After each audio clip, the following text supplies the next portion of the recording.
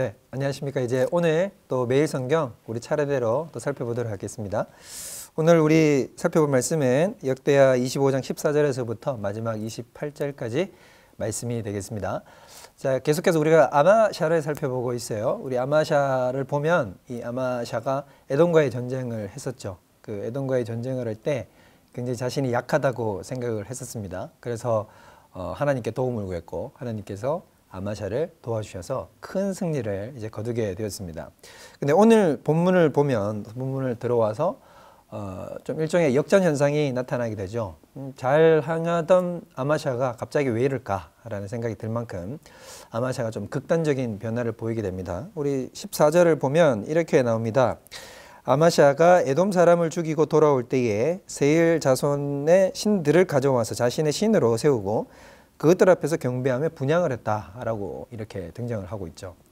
그러니까 이제 오늘 본문을 보면 어떠냐면 전쟁을 하러 갈 때는 하나님을 철저히 의지를 했어요. 그래서 약할 때는 하나님을 의지하고 하나님 앞에 나아가서 간구를 하고 그로 말미암아 승리를 얻었습니다. 근데 승리를 취하자 말자 에돔 사람들의 신을 이제 가져와서 자기가 분향하고 거기에 엎드렸다는 거죠. 그러니까 이 본문은 이제 뭘 보여주는 거냐면 단순히 이제 아마샤가 에돔 사람들의 우상을 전리품으로 취하여 왔다라는 것이 아니죠. 거기 14절의 본문을 보면 이렇게 나옵니다. 그것들 앞에서 경배하며 분향하더라 라고 나옵니다. 그러면 아마샤는 그 우상들 앞에 경배하고 분향, 말 그대로 예배를 드렸다라고 하는 것입니다. 굉장히 이성적으로 납득하기 어려운 이런 내용을 우리가 볼 수가 있죠. 그래서 아마샤가 이렇게 하는 행동을 취하자 하나님께서는 15절에 보면은 한 선지자를 이제 보내게 돼요. 선지자를 보내서 뭐라고 얘기를 하시냐면 15절에 이렇게 나옵니다. 그가 이르되 저 백성의 신들이 그들의 백성을 왕의 손에서 능히 구원하지 못하였는데 왕은 어찌하여 그 신들에게 구하시고 계십니까? 라고 이렇게 되묻습니다. 그러니까 이 선지자가 하는 말은 이게 도저히 이성적으로 납득이 안 되는 행동을 왜 지금 왕께서는 행하고 계십니까? 라는 거죠.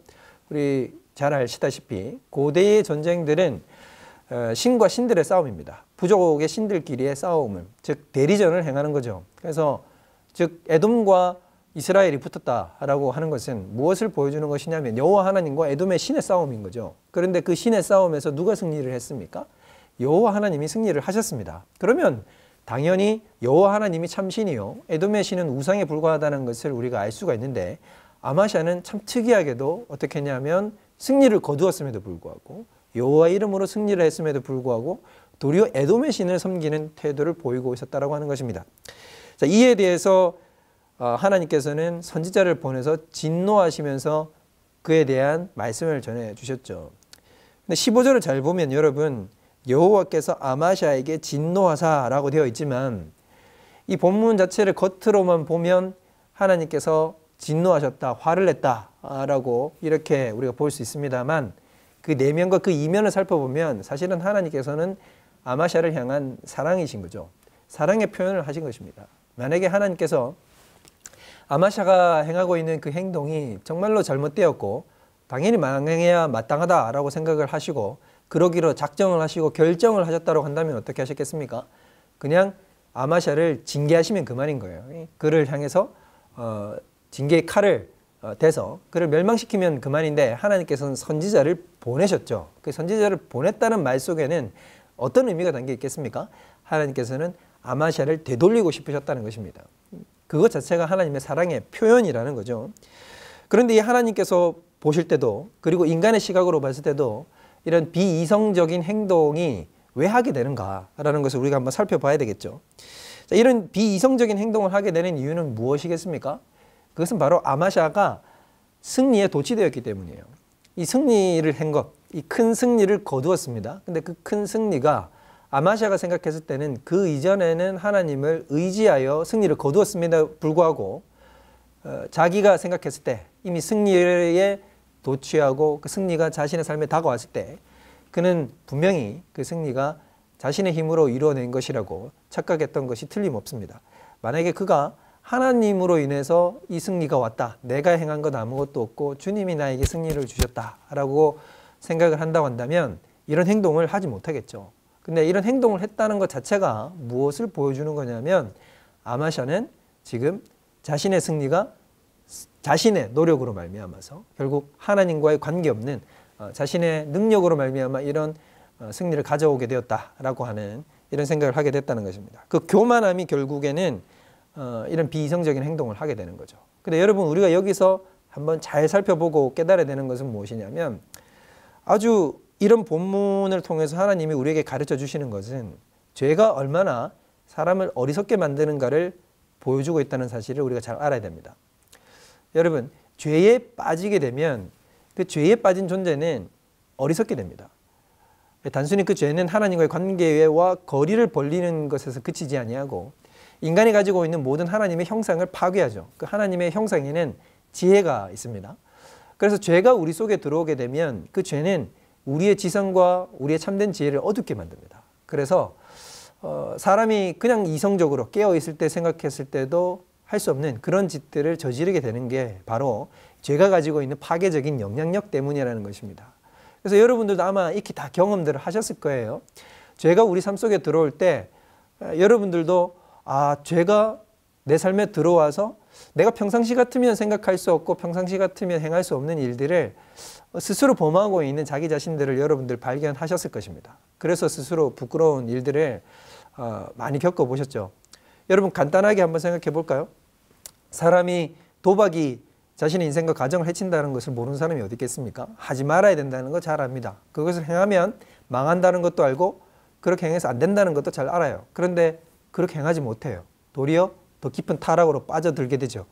그리고 자신이 부정적인 행동을 저지르면 안 된다는 사실, 세상에 집착하면 안 된다는 것, 이런 것들, 외도하면 되지 않는다는 것들, 술 취하면 되지 않는다는 것들 잘 알고 있습니다. 그럼에도 불구하고 어리석은 행동들을 계속해서 반복하는 이유는 무엇이냐면 죄가 우리의 지성과 지혜를 어둡게 만들고 하나님의 뜻을 깨닫지 못하도록 만드는 그런 파괴적인 영향력 때문이라는 것입니다. 그러므로 여러분 우리는 죄를 멀리해야 됩니다. 죄가 우리 삶 속에 다가와서 둥지를 틀고 그 안에 자리를 잡고 거하게 되면 결국은 우리는 세상 사람들에게 손가락질 받는 어리석은 존재가 될 수밖에 없고 결국 하나님께도 진노함을 받아서 하나님 앞에 징책을 받게 되는 그런 존재로 전락하고 만다는 사실입니다.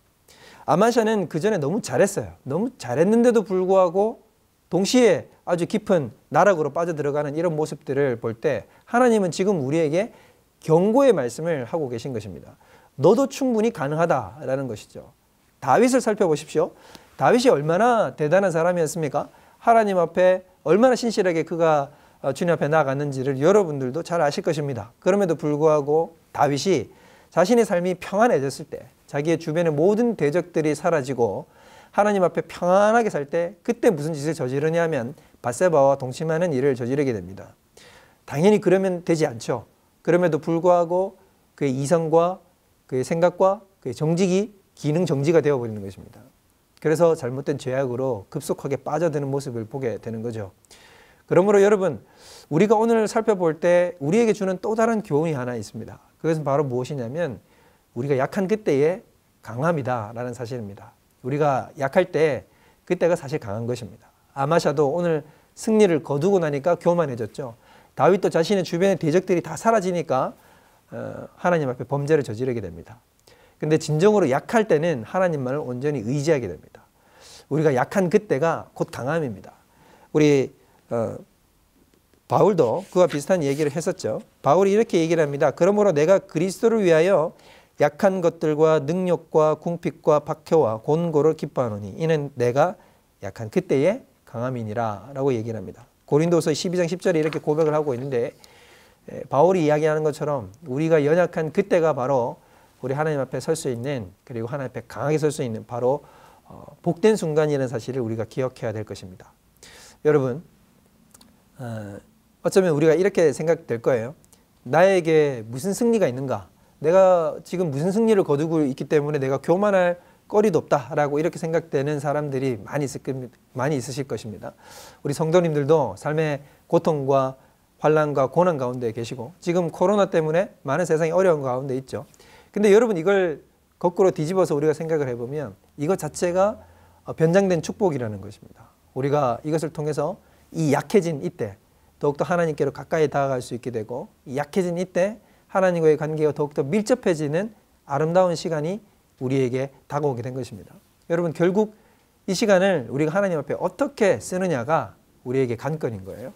그러므로 약한 그때가 바로 강함인 줄 알고 우리 주님 앞에 진실함과 신실함으로 다가가시는 여러분들 되시길 바랍니다. 그래서 승리했을 때 여호와를 떠나지 않도록 주의하십시오.